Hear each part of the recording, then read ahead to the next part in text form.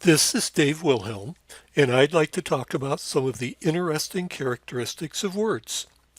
Words have three characteristics: spelling, sound, and meaning. In comparing words, they may be the same or different in each of these three characteristics. Words that are spelled the same are formally referred to as homographs, those that sound the same as homophones, and those that mean the same as homonyms. Words that differ in these categories are referred to respectively as heterographs, heterophones, and heteronyms. These formal definitions are usually precise in one or maybe two of the characteristics, but leave the other one or two uncertain.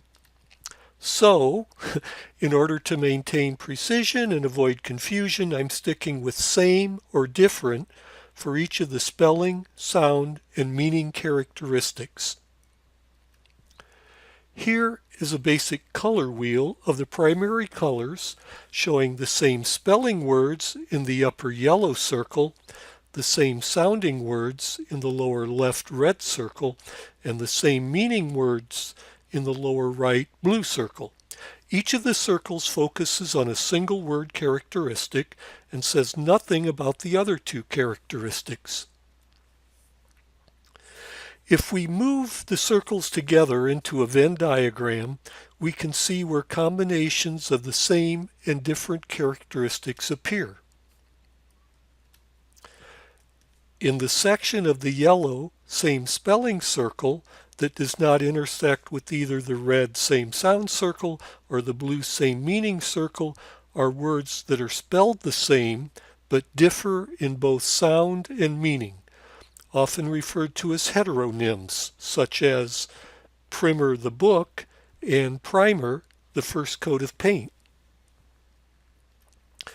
In the section of the red same sound circle that does not intersect with either the yellow same spelling circle or the blue same meaning circle are words that sound the same but differ in both spelling and meaning, often referred to as heterographs, such as TO2, TOO2, and TWO2.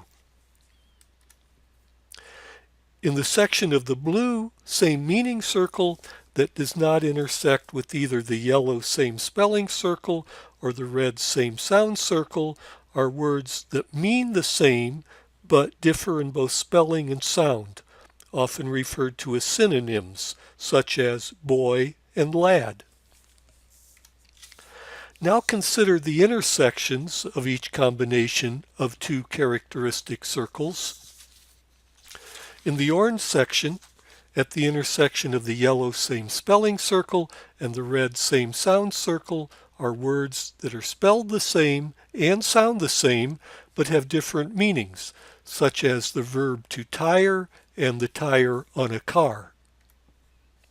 In the purple section, at the intersection of the red same sound circle and the blue same meaning circle are words that sound and mean the same but are spelled differently, such as Gray gray and Grey gray.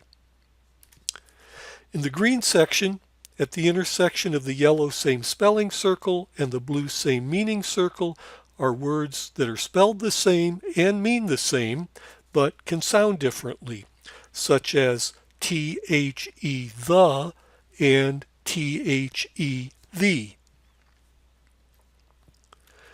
A special subset of the orange same spelling, same sound, and different meaning words are contronyms.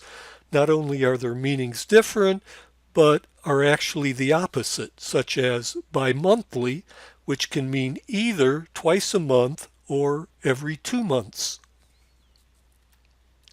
There are just two areas that we haven't covered: words in the intersection of all three characteristic circles and words that are not in any of the circles or intersections.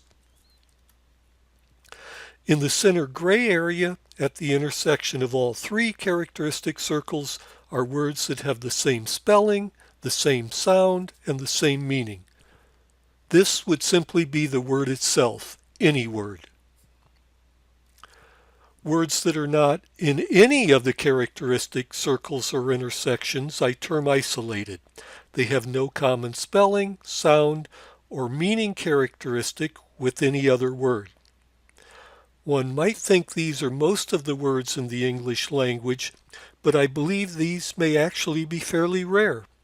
Offhand, I can think of moth, but not mothball, because mothball can be used as either a noun or a verb. Thanks for watching.